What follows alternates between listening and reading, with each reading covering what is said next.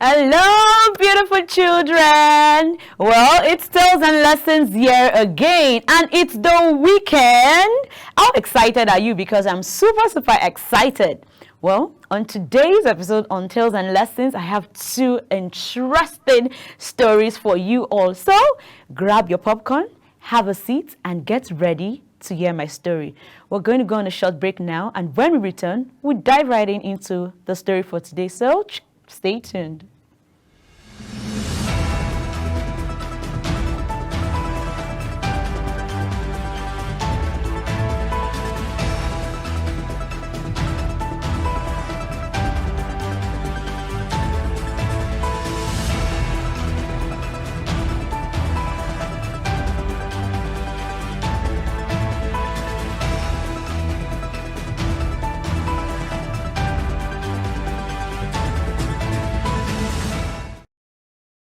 Welcome back, kids. Yes, let's dive into our story. I hope you're all seated and you got a bowl of popcorn. Well, let's go. Today's episode on Tales and Lessons, like I said earlier, I'm going to share with you two interesting stories. And the title of our first story is The Crystal Ball. The Crystal Ball. Let's go. In the south of Spain, there was a small village whose people were very joyful. The children played under the shades of trees in the gardens of their homes. A shepherd boy named Nasir stayed near the village with his father, mother, and grandmother. Each morning, he took his herds of goats up the hill to find a suitable place for them to graze. In the afternoon, he would return with them to the village. Each night, his grandmother would tell him a story, the story of the stars. This story really interested Nasir. On one of those days, as Nasir was watching his herd and playing his flute, he suddenly saw a wonderful light behind a flower bush. When he approached the bush, he saw a transparent and very beautiful crystal ball. The crystal ball was glittering like a colorful rainbow. Nasir carefully took it in his hands and turned it around. With surprise, suddenly he heard a weak voice coming from the crystal ball. It said, "You can make a wish that your heart desire, and I will fulfill it." Nasir could not believe that he had actually heard a voice. When he made sure that he had indeed heard that voice coming from the crystal ball, he was very confused. He had so many wishes that he could not decide upon one particular wish. He said to himself, "If I wait till tomorrow, I will remember many things. Then I will make my wish." He then put the crystal ball in his bag and gathered the herds happily returned to the village. He then decided he would not tell anyone about the crystal ball. On the following day also, Nasir could not decide what to wish for because he really had everything he needed. Well, the days passed as usual, but Nasir was still unable to make his wish. But he appeared to be very cheerful. Of course, he had a crystal ball. He definitely would be cheerful. The people around him were amazed to see the change in his disposition. One day, a boy followed Nasir and his herd and hid behind a tree because he wanted to see and know the secret of what made Nasir very cheerful. We're going to go on a short break, and when we return, we'll get to know if the boy found out what made Nasir very cheerful and excited, or maybe he didn't get to know. So kids, stay tuned.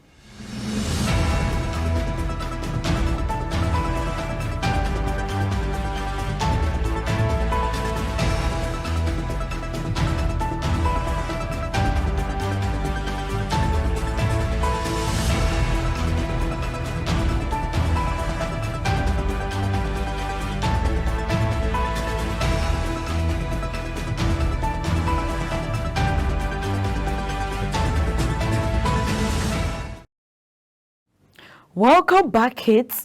Well, the little boy followed Nasil and his herd and hid behind a tree. Nasil, as usual, sat in one little corner, took out the crystal ball, and for a moment looked at it and admired it, was just excited at this amazing crystal ball.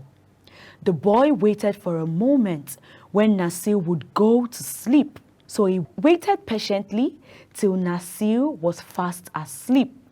When Nasil was deep in sleep, the boy took the crystal ball and ran away as fast as he could. When he arrived the village, he called all the villagers and showed them the crystal ball. The citizens of that village took the crystal ball in their hands. With surprise, they turned it around and marveled at its wonder. Suddenly, they heard a voice from inside the crystal ball, which said, "I can fulfill your wish." One person took the ball and screamed, "I want a bag full of gold." Another dragged the ball and took it off the hands of the other person and said loudly, "I want two chests full of jewelry." Some of them wished they would have their own palace with a grand door made of pure gold, instead of their old houses they lived in before getting access to the crystal ball, while some others wished for a bag full of jewelries. All their wishes indeed came true, and still the citizens of the village were not happy. Regardless of the fact that they made a wish and the crystal ball granted them their wish, they still weren't happy, because majority of them were jealous because one person had a palace and another person had gold. The person that had gold did not have a palace, and the person that had a palace did not have gold. And for this reason, the citizens of the village were furious at each other, and to an extent, they even stopped speaking to each other. The gardens in the village where the children used to play was no more. There were palaces and golds everywhere. The children became terribly unhappy. Only Nasil and his family were happy and contented because they hadn't wished for anything. Every morning and afternoon, Nasil would play his flute and he would, lead the herds of his goats to feed them. One day, the children of the village took the crystal ball to Nasil. And the children said to Nasil, "When we had a small village, we were all happy and so joyful." The parents of the children also spoke. They said, "In one way or another, all of us are very unhappy. The luxurious palaces and jewelries only brought us pain." When Nasil saw that the people were really regretful, he said, "Even though the crystal ball asked me to wish for something, I have not done it so far. But if you really, really want everything to return to its place, then I wish for it." Everyone was happy and they happily agreed. So Nasil took the beautiful crystal ball in his hands, turned it around and wished that the village would become the same as it was before. And in a moment, the palace disappeared, the green gardens appeared, and the same old village full of trees was there once again. So again, the people started living happily, and the children played under the shade of trees. And Nasil continued his contented life every single day, playing his flute at sunset. Its sweet sound was heard throughout the beautiful green garden.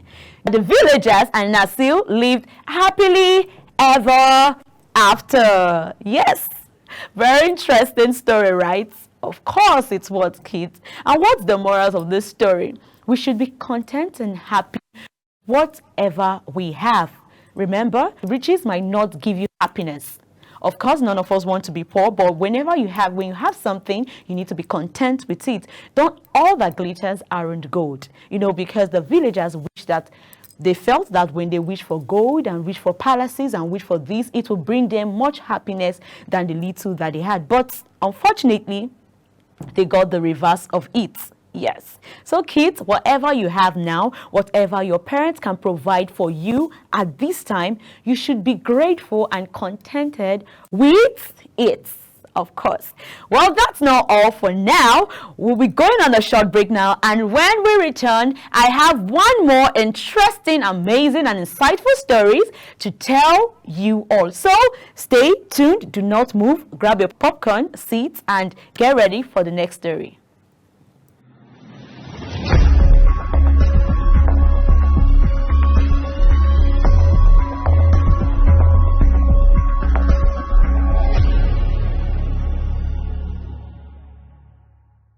Welcome back, kids. I hope you enjoyed my first story of the crystal ball. Well, there's another story I have for you today, and it's as interesting as the first story. And the title of this story is The Strange Bird with Two Heads. Oh, wow. What a beautiful title, right? The Strange Bird with Two Heads. So, kids, relax and imagine. Put your imagination box on and get ready for this story. Once upon a time, there lived a strange bird with two heads, one facing the left and the other facing the right. The two heads used to fight and argue with each other, even for the simple reason. Though they shared the same body, the two heads behaved like rivals. Wow. The strange bird, they lived in a banyan tree along the bank of a river. One day, while flying over the river, the left head of the bird saw a beautiful tree that had a bright red fruit. The left head of the bird wanted to eat the fruits, and the bird flew down to pick the fruit from the tree. The bird then plucked the sweet-smelling fruit and sat by the bank of the river and started eating it. The fruit was eaten by the left head. While it was eating, the right head asked, "Can you give me a piece to test?" Because the left head was yum, was making sounds while eating the fruit. So the right head was a bit curious and wondering, what is the left head eating?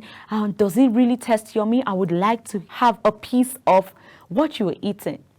Then the left head said, "See, we only have one stomach, so even if I eat it in my mouth, it will go into our stomach.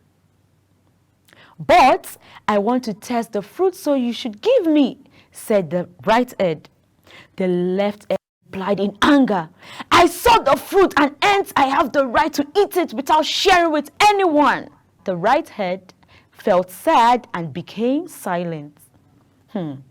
A few days later, while the bird was flying over the river again, the right head saw a beautiful pink fruit in the tree. The bird flew down near the tree and tried to pick the fruit and eat it. The other birds living in the tree shouted and said, "Don't eat it! It is a poisonous fruit! Don't eat it! It's a poisonous fruit! It will kill you!"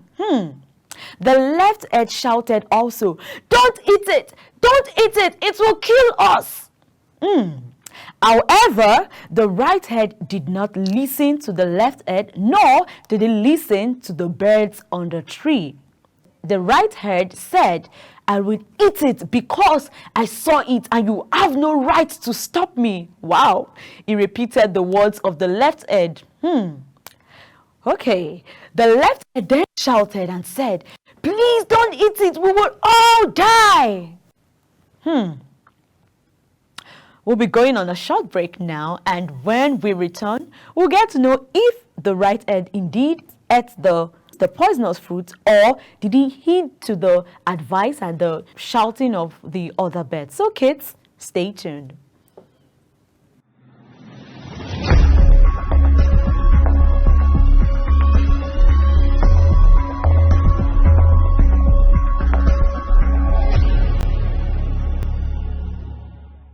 Welcome back, kids. I know we are all excited and waiting to know, did the right head really eat the poisonous fruit, or did the bird not eat it? Well, the left head shouted, "Please don't eat it, we will all die." The right head said, "Since I saw it, I have the right to eat it." Clearly, the right head was trying to take revenge on the left head for not sharing the red fruit with it earlier. Remember when the left head saw a beautiful, nice berry, it ate it all alone, and the right head said to it, "I would like to have a taste of it because you keep doing yum yum yum with your mouth, showing that it's very tasty. I would like to also have a taste of it." And the left head said, "No, you cannot have it because I found it first. You have no right to tell me to share with you." And because of that, the right head also felt that it needed to take revenge on the left head. Finally, the pink fruit was eaten by the right head. And in a few minutes, the strange bird with two heads dropped down dead. The end. I believe we're not expecting it to end there, right? Well, that's the end of this story. So sad, right? Because the right head wanted to take revenge on what the left head did. It ended up killing the both of them. What's the moral of this story? A quarrel by the individual in a family will affect the whole family badly. Exactly, just because of the little quarrel they had, because the left head refused to share with the right head felt like, okay, I'm also not going to share with you, and it resulted in the death of the strange bird. So, kids, well, I'm trying to see how I'm going to share the morals, like how I'm going to relate the moral to our daily living as kids.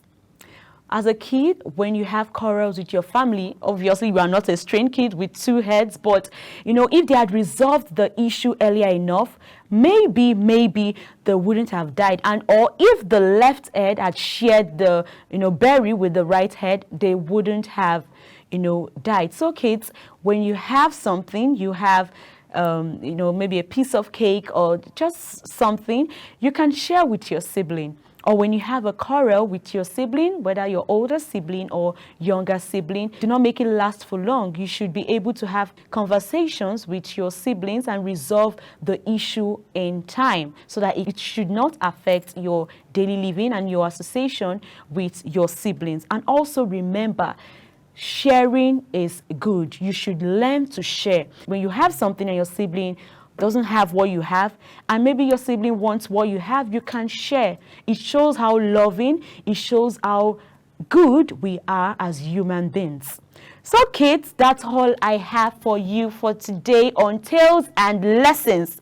Do well to join us on the same episode, same time on Saturdays, and a repeat on Sundays. I remain your host, Shauna J. I'll see you next time.